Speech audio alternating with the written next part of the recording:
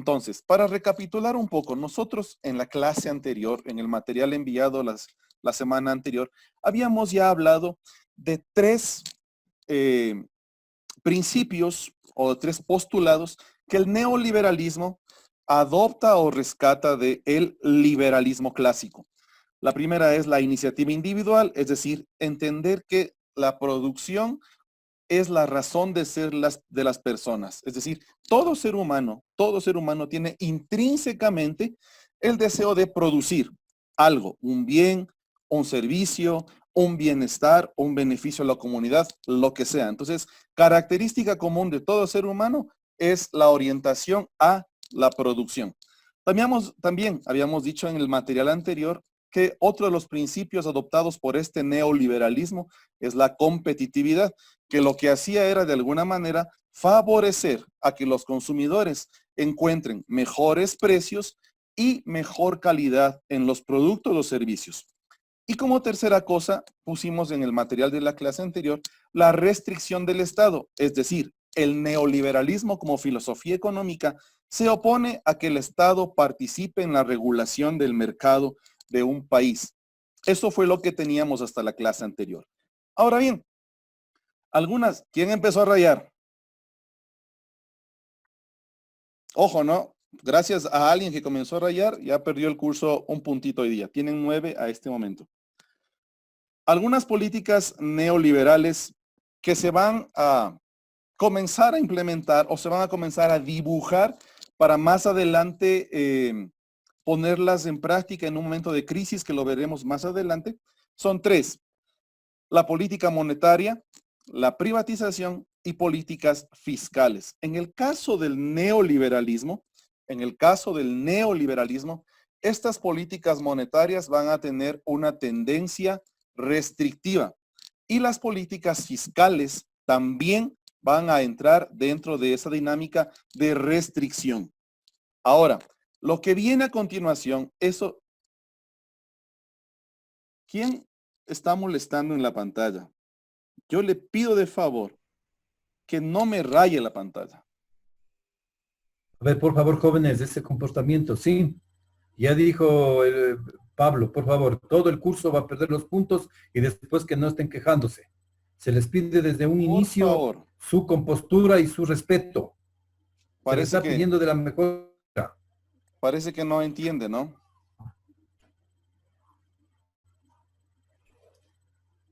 Gracias, Pablo. Parece que no entiende. Bueno, dentro de esto de las políticas neoliberales vamos a encontrar 3. Las políticas monetarias, decía, las privatizaciones y las políticas fiscales. Vamos a ir definiendo cada uno de estos. Lo que viene a continuación no está en el libro, entonces vamos a ir un poco más despacio para ir comprendiendo de mejor manera lo que vamos a decir.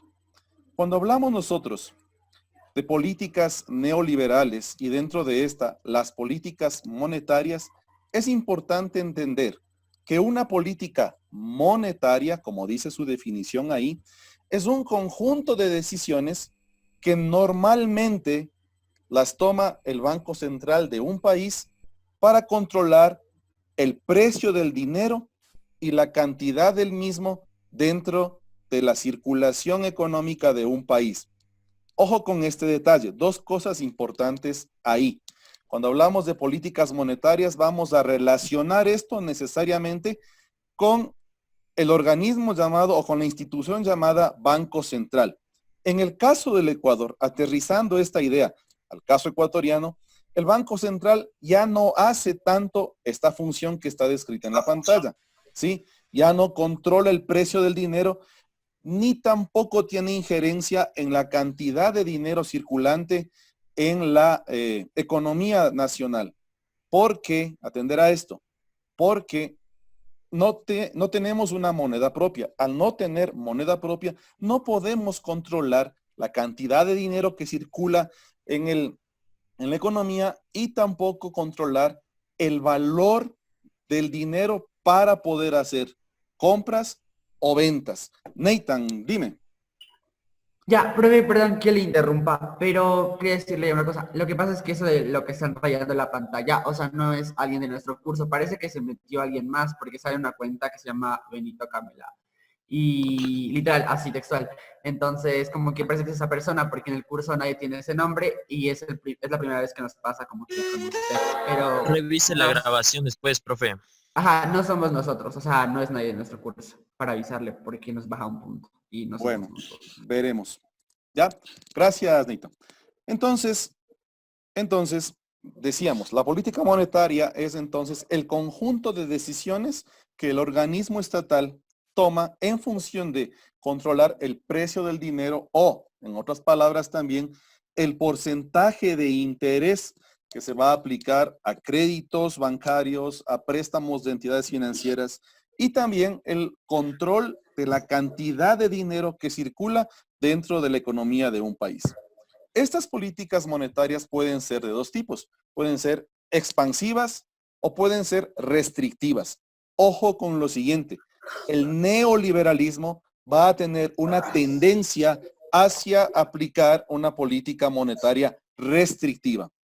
Cuando hablamos de política monetaria expansiva, vamos a decir que el órgano regulador de la economía, el Banco Central, en cuanto al manejo del dinero, va a ofertar dinero o va a introducir dinero, o diciéndolo de otra manera, va a inyectar dinero en la economía de la gente para que se dinamice esa economía, para que haya más ventas, para que haya más compras, para que haya más producción.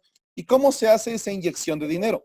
A través de que el Estado invierte en el gasto social, a través de que el Estado compra, o el Estado, sí, la palabra es compra, bonos a los bancos, baja las tasas de interés y con eso la gente tiene mayor dinero en su bolsillo. Haga cuenta que esta política monetaria expansiva va a ser muy parecida a lo que sucede en el gobierno de Rafael Correa en la famosa década ganada. El barril del petróleo creció terriblemente y todo ese dinero, todo ese capital, todo ese efectivo que entraba al Estado a través del gasto, Rafael Correa lo inyectaba en la economía nacional. Por eso es que los bancos van a otorgar préstamos sin mayores problemas. Y es por eso que a muchos de nosotros, tal vez a sus papás les pasó eso, llamaba al banco X y decía, señor, tenemos un préstamo preaprobado de tanta cantidad de dinero. Tú ni siquiera sabías, es más, ni siquiera lo necesitabas, pero el banco te estaba entregando un préstamo que ellos le llamaban preaprobado. ¿Por qué se daba este préstamo preaprobado? Porque había una inyección de capital. El Estado, a través de los bancos, empezaba a colocar dinero en los bolsillos de la gente para que se diera una suerte de gasto, de inversión, de dinamización de la economía. Eso sería un ejemplo de política monetaria expansiva. Cuando hablamos de política monetaria restrictiva, en cambio, vamos a entender el efecto contrario. La cantidad de dinero en circulación se va a reducir. Ya no va a haber tanto efectivo en los bolsillos de la gente. En el caso ecuatoriano, ya no va a haber tanto dinero en los bolsillos del ecuatoriano. Se retira el dinero. No sé si la palabra sea correcta, pero se incauta una cantidad de dinero para que no entre en la dinámica. ¿Cómo se hace eso? Simplemente todo lo contrario a lo que habíamos dicho al principio. Eh, el Estado deja de inyectar capital, los intereses a los préstamos comienzan a subir y de esa manera yo, como ciudadano común y silvestre, dejo de tener dinero en mi bolsillo. ¿Cuál es la ventaja de la política monetaria restrictiva? Que el Estado deja de invertir sobre todo en los ámbitos de educación, de salud, de inclusión social, lo que usted de pronto debe recordar cuando leyó la parte de las políticas liberales, donde se decía que los impulsores o los patrocinadores de la escuela liberal pedían que no sean los empresarios los que se hagan cargo también de lo social, sino que el Estado debería encargarse exclusivamente de eso. Con la política monetaria restrictiva, aún eso le quitan como potestad al Estado. Entonces, quien dinamiza la economía es el Estado a través de un organismo que se llama Banco Central. Y tiene estas dos formas de política monetaria. La economía restrictiva y la segunda. ¿Alguna pregunta hasta aquí? ¿Quién tiene dudas de lo que se ha dicho hasta este momento? ¿Estamos claros? Porque Astrid, de cierta forma, ¿en qué modelo estamos, este gobierno en qué modelo se está basando? en este momento, ahorita, con toda y la vaina que está sucediendo, estamos en una política monetaria restrictiva. En este momento. Porque, es más, ni el gobierno tiene plata ahorita para nada. Por ejemplo, Ujú. por ejemplo, nosotros los que facturamos por servicios profesionales o por cualquier cosa, o los que tenemos RUC y hacemos compras, una vez al año podemos pedir la devolución del IVA que nosotros hemos pagado. Un porcentaje de lo que nosotros pagamos por todo el 2019 podrían devolvernos en el 2020. Yo hice mi Ujú. solicitud hace un mes y hasta ahora no me devuelven nada, porque el Estado no tiene plata. Entonces, es posible, y es por eso que viene lo otro, ¿no? De las contribuciones para la ayuda contra la emergencia sanitaria que estamos viviendo y algunas otras cosas que es posible que se den más adelante en este gobierno. Pero si comparamos esto, yo diría, política monetaria expansiva, Rafael Correa. Política monetaria restrictiva, Lenin Moreno. Sí, está contestada la pregunta, Astrid. Sí, Listo, No fue mi continuamos. yo, fue la Mela. No, no, Ah, a mí no.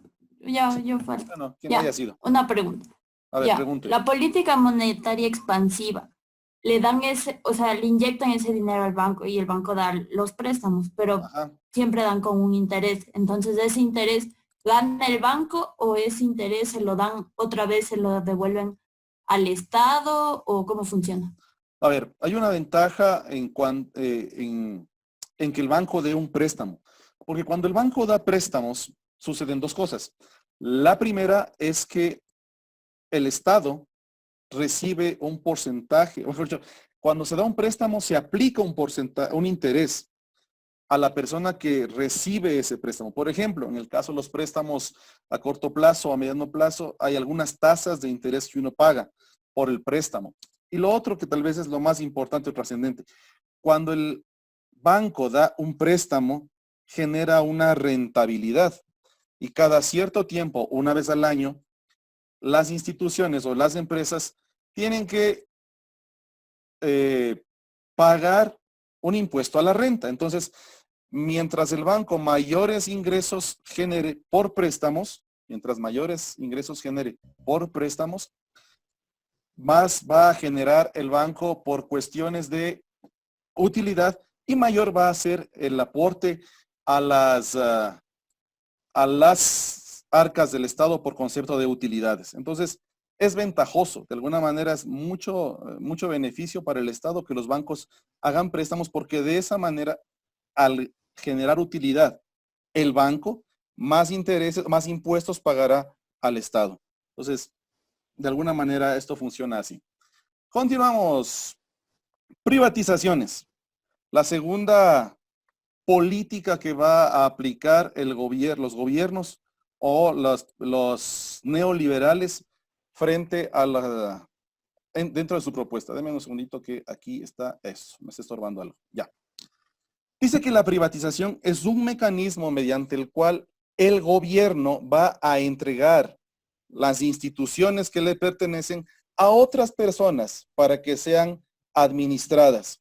Ojo con lo siguiente. En algunos casos las privatizaciones pueden ser formas de deshacerse de empresas improductivas del Estado o en otros casos concesionar la administración de esas empresas. Por eso dice ahí en la línea verde, el gobierno hace que la industria o una actividad deje de formar parte del ámbito público. Esto se va a hacer a través de tres maneras. Primero, la venta de las empresas. ¿Ya? Hay empresas que para el Estado no les son beneficiosas, hay empresas que para el Estado no les son rentables. Entonces, para que no se pierda esa empresa, para que se lo pueda administrar o para no generar mayor desempleo del que ya pueda haber, el Estado puede vender las empresas que no le son rentables al Estado. También se puede transferir funciones de administración. Un ejemplo muy claro de esto es nuestra Panamericana. ¿Quién administra la Panamericana? Panavial. Esa es una concesión, esa es una forma de privatización. ¿Sí?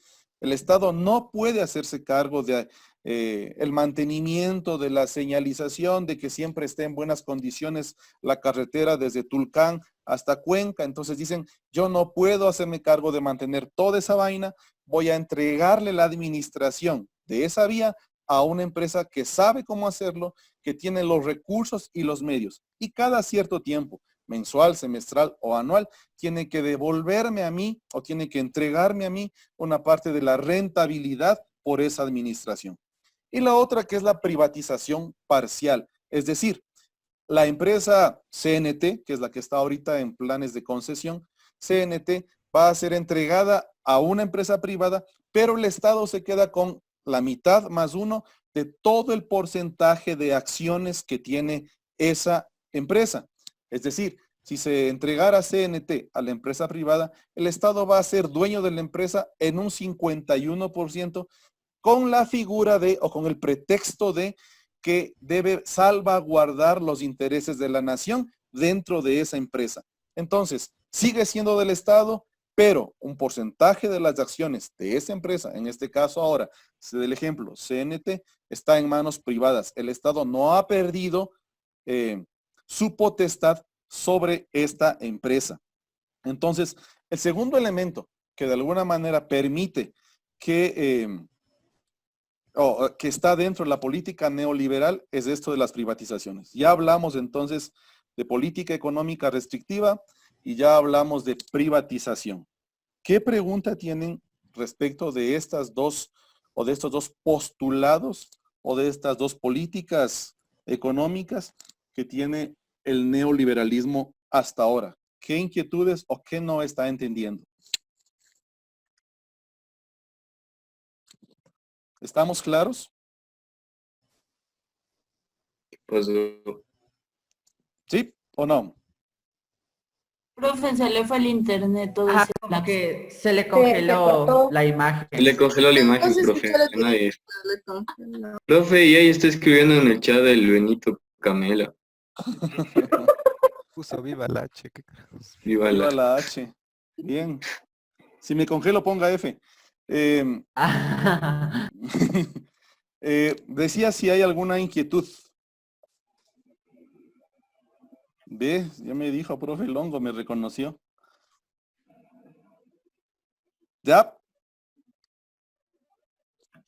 ¿Alguna pregunta? No hay preguntas. No, una cosa, que todavía no entiendo el único beneficio de que una empresa se haga, a ver, que, no entendí, A ver, pero ¿cuál es tu inquietud? a ver, que qué beneficios le trae al Estado de que una empresa se haga privada o que sea del Estado. Ya, varios beneficios. Por ejemplo, hablemos de Panavial.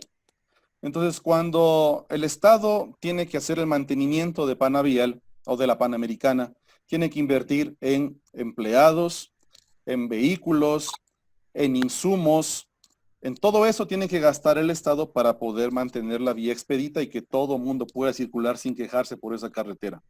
El momento en que esa carretera es concesionada, el Estado ya se despreocupa de alguna manera de eso. Quien tiene que asumir todos esos costos y todos los gastos del mantenimiento de la vía es Panavial. Entonces, cuando el Estado entrega una empresa pública a la administración o entrega a la concesión privada, el Estado se ahorra un montón de plata. Sueldos, gastos de mantenimiento, costos de producción, y simplemente se encarga el Estado de recibir una utilidad o un beneficio económico por parte de la persona que está administrando. ¿A través de qué? Puede ser a través de un comisionamiento de los ingresos o puede ser a través de alguna tasa de entrega de un monto de dinero determinado por la concesión. Normalmente lo que se hace o lo que se ha hecho es que el Estado recibe una especie de valor por arrendamiento de la empresa, digámoslo así para entender mejor la idea. Un valor fijo mensual o anual para de esa manera que lo que es el patrimonio del Estado se mantenga con el Estado y no se pierda ingresos al concesionar el negocio. Pero es súper rentable para el Estado entregar las empresas. ¿Para quiénes es malo? Para los empleados, porque tú como empleado público puedes tener muchos beneficios. Tú como empleado público tienes no solamente los beneficios laborales, sino a veces beneficios hasta sindicales. Cuando vas a la empresa privada, ya no sucede eso, porque el manejo privado es totalmente diferente al público. El privado siempre va a buscar eficiencia, va a buscar rendimiento de su capital. Entonces, si tú eres un empleado mediocre o deficiente, a lo mejor te despiden sin mayor problema. En el sector público, que se despida a un grupo de personas es complejo, porque hay un montón de leyes, un montón de reglamentos que los ampara. ¿Sí? Entonces, sí es beneficioso de alguna manera privatizar para el Estado, para las empresas, no así muchas veces para los empleados. De hecho, si el Estado mantuviera la carretera, no habría peajes. No tendríamos que pagar peaje para irnos a cualquier parte, sea del norte o del sur.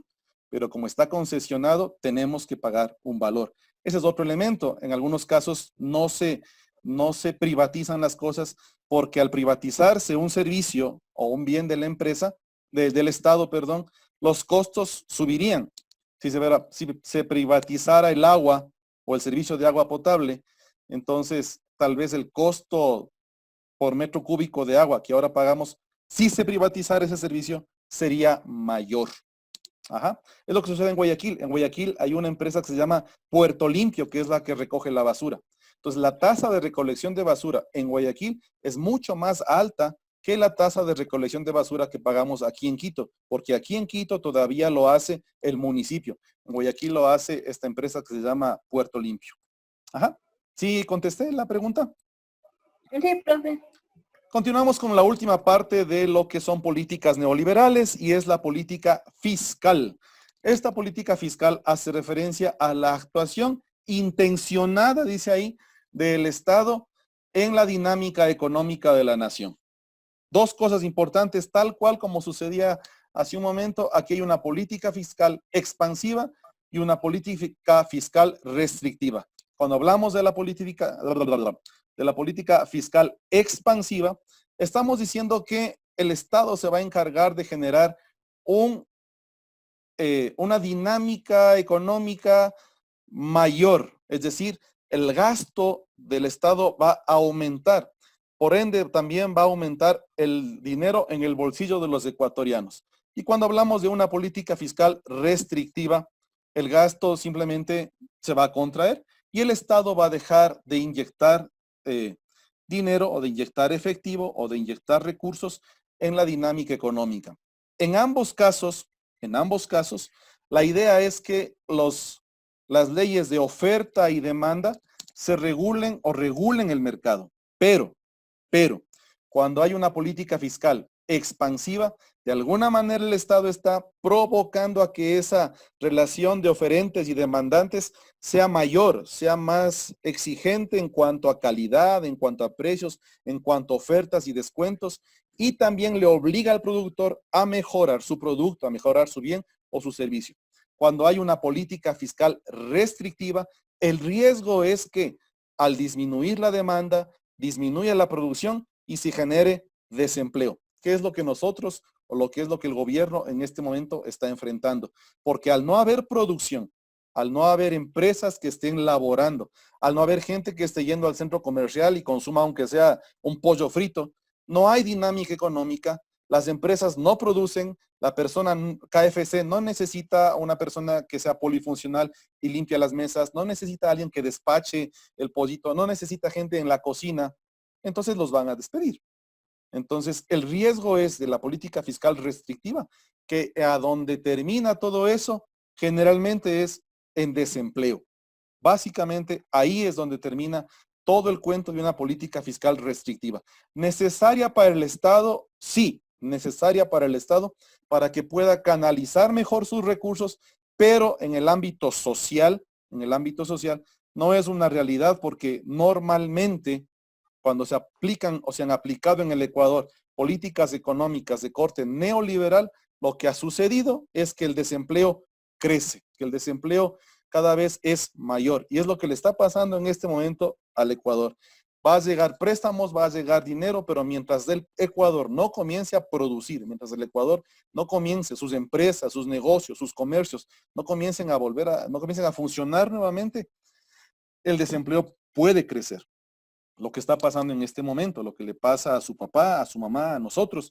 Si es que su papá y su mamá tenían un negocio que funcionaba bien hasta antes del COVID-19, la realidad ahora y la posterior va a ser mucho más compleja. Y si a lo mejor se tenían empleados trabajando, lo más seguro es que haya que tomar decisiones. Es por eso que el gobierno dentro de esas políticas dice, bueno, vamos a dejar que empleados y trabajadores se pongan de acuerdo y si hay la necesidad de reducir sueldos para mantener el trabajo, ya queda en total libertad de hacerlo.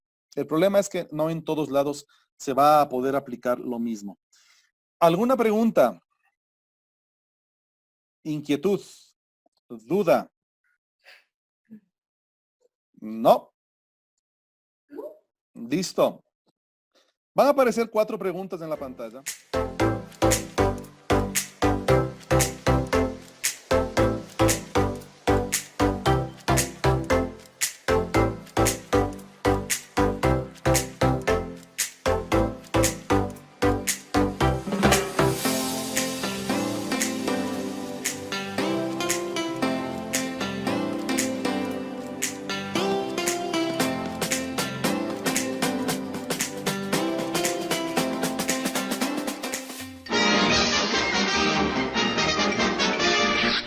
Eso es todo, amigos.